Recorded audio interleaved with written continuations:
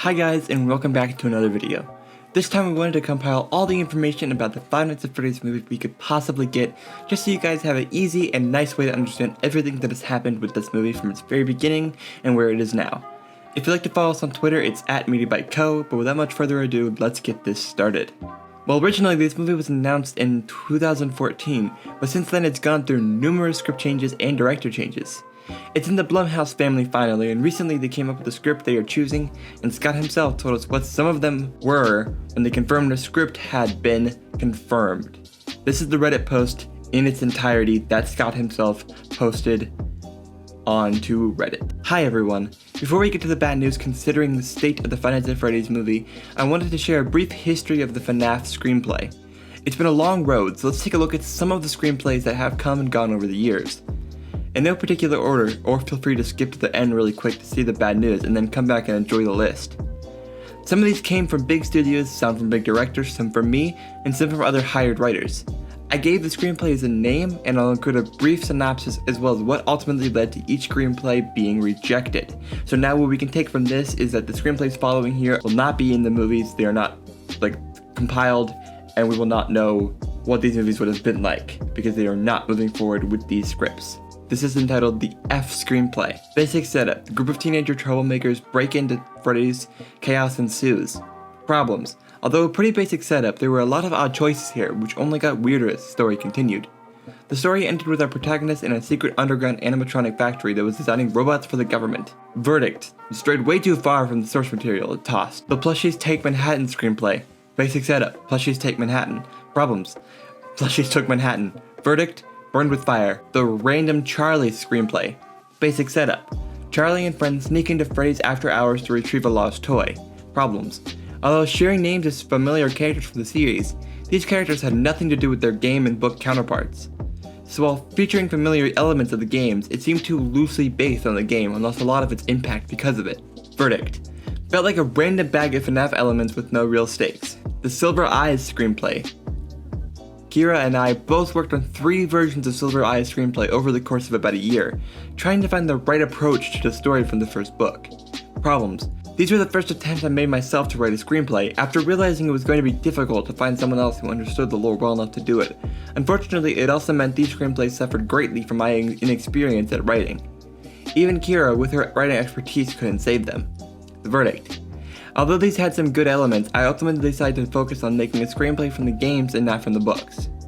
Which is important to understand, so these are not going to be about the books, these will be instead focused on the game story. The Pawn Shop Screenplay. A kid who watches after a pawn shop finds trouble when an animatronic is brought in. It turns out Freddy had been robbed and an animatronic was taken to different locations for sale. The other animatronics come to retrieve the one at the pawn shop, and the kid and his friends get roped into adventure. Problems. A creative approach, but felt a little bit too much like a boy and his animatronic. Too much after-school adventure and not enough horror.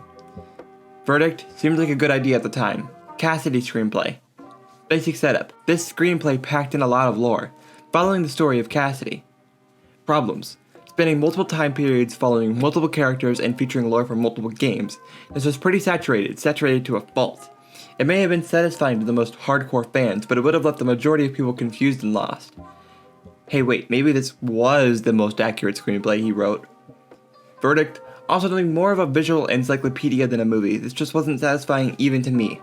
The Misfit Kid Screenplay. Basic setup. Single mom brings her kid to a new town. Kid finds Freddy's, hilarity ensues. Problems.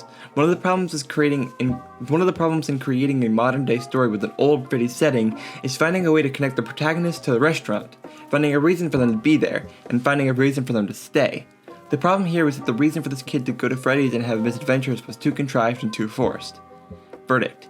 Not a bad setup, but it just didn't work. If I didn't care about the characters, then there's a good chance no one else will either. This was going to be the screenplay for a while, but I didn't have any serious flaws. I ultimately just decided it wasn't good enough though. The Ghost Trackers Screenplay. Basic setup. A group of amateur ghost trackers sneak into the abandoned Freddy's. Problems. Although a very common sense setup for this sort of movie, the problem again arose about how to give these characters a connection to Freddy itself. What ended up happening was too much of the story went to their own backstories and their own hardships, and it took the spotlight away from the story of Freddy's. The verdict. A strong connection between protagonist and Freddy's was needed. the insane screenplay. Another Ghost Tracker variation. This one involved the Funtime animatronics, underground ball pits, and a marionette out for revenge. As some other screenplays ventured too far into adventure, this went too far into action. Verdict: too all over the place, with too many characters doing too many things. The Mike screenplay. Basic said, this makes sense. Why didn't I think of this before? Problems. Actually, this is a good mix. It has the best pieces from all the previous screenplays. Not really any problems here. All the right characters, all the right motivations, all the right stakes. Verdict: yeah, we're going with this one. It's fun, it's scary, and it has a great central story. Alright, so on to the bad news. The bad news is that there won't be any more screenplays to add to this list since we're officially making the Mike a screenplay. Filming starts in spring. But with this we can understand kind of where the movie is going to start. And another thing to point out is that this was posted almost 2 years ago, so we really don't know if secretly filmed or what is going on. The script has been confirmed, and honestly that's as far as has come out since then. There have been some tweets from Jason Blum himself, but that's about nothing super duper critical to where this movie is in production. Especially considering that hasn't been really confirmed in terms of casting. So honestly, this movie could be anywhere in production as long as they did a good job keeping it all under wraps. Thank you for watching this video. We will keep you up to date on all of this Five Nights at Freddy's movies news, as well as all things movies, music, and video games. You can follow us at MediaByte on Twitter, and make sure to listen to all the podcasts on the podcast network. The MediaByte Podcast, Slasha Podcast, JNA Podcast, and Exploring Cinema. Thank you for watching, and we will see you all in the next video.